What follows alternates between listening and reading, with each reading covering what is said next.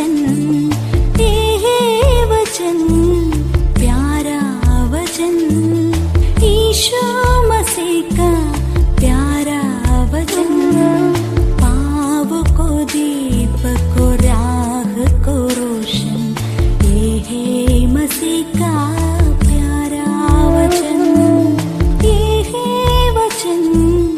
परमेश्वर के धन्य नाम की महिमा हो। प्रभात मनन के सत्र 2102 में आप सभी का बहुत ही विनम्रता के साथ स्वागत करता हूं। आइए आज के मनन के लिए हम पढ़ते हैं इब्रानी अध्याय 11 पद 30। विश्वासी से यरीहो की शहर पना, जब वे 7 दिन तक उसका चक्कर लगा चुके तो वह गिर पड़ी।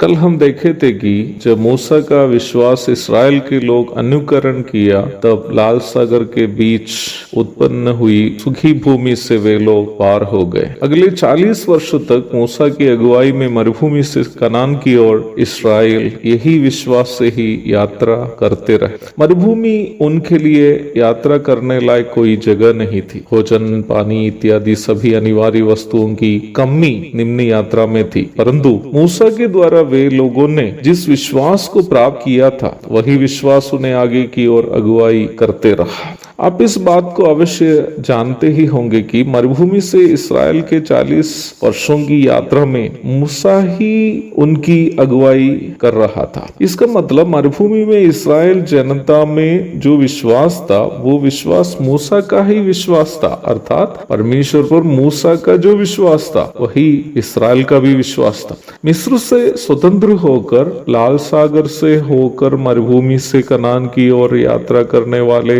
इसराइल और मसीह विश्वासी के वर्तमान संसार के जीवन के बीच कई आत्मिक समानताएं हैं। जैसे कि पूर्व में भी मैं बताया था कि मिस्र से इसराइल का छुटकारा नया नियम के विश्वासी का उद्धार, और लाल सागर से पार हो जाना नया नियम के विश्वासी के बपतिस्मा को दर्शाता है। लाल सागर को पार करने के बाद मरुभूमि से इसराइल की यात्रा मसीह विश्वासी के उस यात्रा को दर्शाता है जो वर्तमान कालीन संसार में जो हमारी आत्मिक यात्रा है। परंतु पहला कुरिन्थी पहला अध्याय की 5वीं आयत में हम देखते हैं कि परमेश्वर ने उन इसराइलियों में जो ज्यादातर लोग हैं, अर्थात मरुभूमि से कनान की ओर यात्रा किए, उन पर परमेश्वर प्रसन्न नहीं हुआ। कारण हम इब्रानी 3 की 19 में देखते हैं, परमेश्वर उन लोगों में इसलिए प्रसन्न नहीं हुआ क्योंकि लाल सागर के किनारे मूसा से उन्होंने जो विश्वास को प्राप्त किया, उसे वे लोग व्यक्तिगत रूप में बरकरार नहीं कर पाए। अर्थात व्यक्तिगत रूप में इसराइली परमेश्वर पर विश्वास रखते रहने में विफल हो गए। यद्यपि मूसा के विश्वास का अनुकरण करने में वे लोग एक समूह के रूप में सफल तो हुए ही थे, परंतु व्यक्तिगत रूप में परमेश्वर पर विश्वास करने में इसराइली लोग पराजित हो गए थे।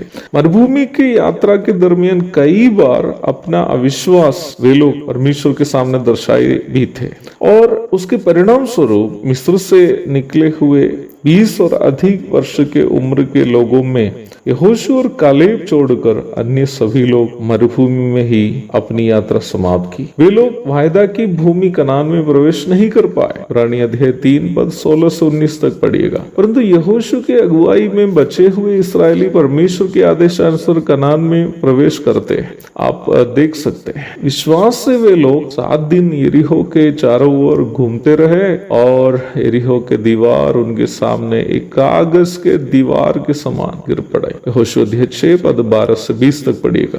इस समय मूसा उनके पास नहीं थे, मूसा की मृत्यु हो चुकी थी। कनान में पहुंचने के पूर्व के इसराइल की मरुभूमि यात्रा और कनान में प्रवेश करने के बाद का जीवन, दोनों दो आत्मिक अवस्था का प्रतिनिधित्व करते हैं। पहला एक साधारण मसीही जीवन को, और दूसरा एक परिपक्व मसीही जीवन को दर्शाते हैं। साधारण मसीही जीवन व्यक्तिगत क्षमताओं के या अनुकूल परिस्थिति के सहारे बिताए जाने वाला जीवन है, जो हमें आत्मिक उन्नति प्रदान नहीं करता। परंतु परिपक्व मसीही जीवन विश्वास से बिताया जाने वाला जीवन है, जहाँ पवित्र आत्मा की सामर्थ्य हमारा जीने का ऊर्जा है। वास्तव में परमेश्वर बुद्धि क्षमता क्षमता से बिताए जाने वाले एक जीवन को नहीं, परंतु अपने आत्मा की ताकत के द्वारा बिताए जाने वाले एक जीवन पर परमेश्वर प्रसन्न होता है। ऐसा ही एक जीवन बिताने के लिए परमेश्वर हम सबकी मदद और सहायता करे। एक और शुभ दिन की धन्य कामनाओं के साथ आज का मनन में यहाँ समाप्त करता हूँ। प्रभु आप सबको आशीष दे।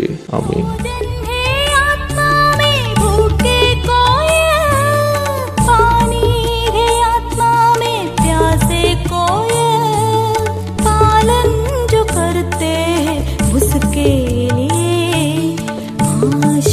पाने का साधन है ये है वचन, प्यारा वचन, ईशो